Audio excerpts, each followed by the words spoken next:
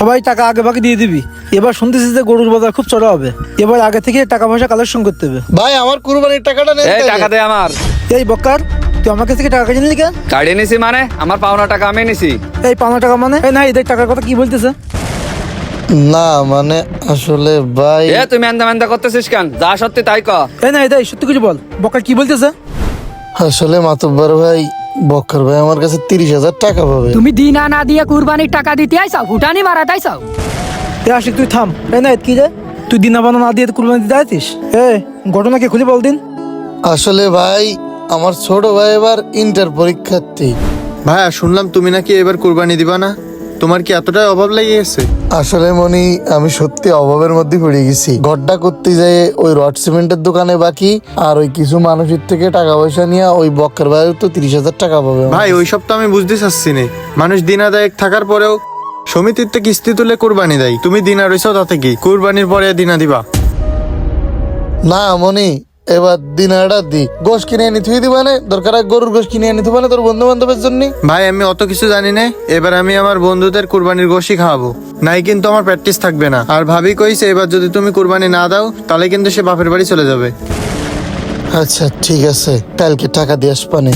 এই জন্যই ভাই ছোট ভাইয়ের মুখের দিকে তাকাইয়ে, আর বাড়িও তো ঈদের সময় আত্মীয় স্বজন আসে, যদি গরুর গোশ না খাওয়াতে পারি, কুরবানি না দিল প্রতিবেশীরা কি দেখি কবেন এখন।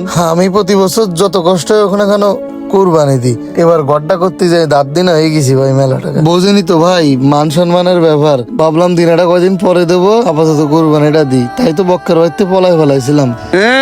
তুমি দিনা দিয়া মারাতে পারতেছাও না, তোমার আবার আত্মসম্মান, তুমি আবার চোরের মতন পলাই বেড়াচ্ছাও। চোর কনকের, চোরের আবার মান সম্মান আছে নাই। এই বক্কারে থাম, কি শুরু করলি? এত কঠিন কথা বলা ঠিক না।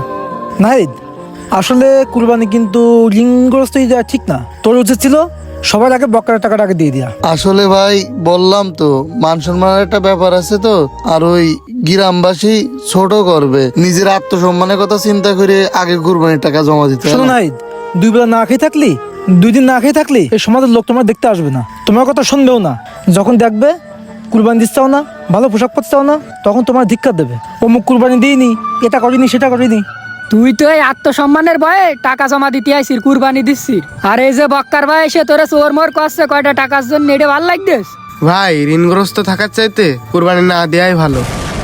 এ ঠিক কথা বলেছে, ঋণগ্রস্ত ব্যক্তির জন্য কুরবানি ওয়াজিব না, এর থেকে ভালো তুমি ঋণটা পরিশোধ করো।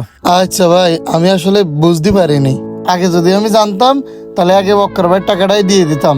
আসলে সমাজের মানুষের জন্য চিন্তা করে লাভ নেই ভাই, এই যে বিপদে পড়েছি, ঘর করার টাকার জন্য কতজনের কাছে হাত পাতেছি, বক্কর ভাই ছাড়া কেউ দিলে না ভাই।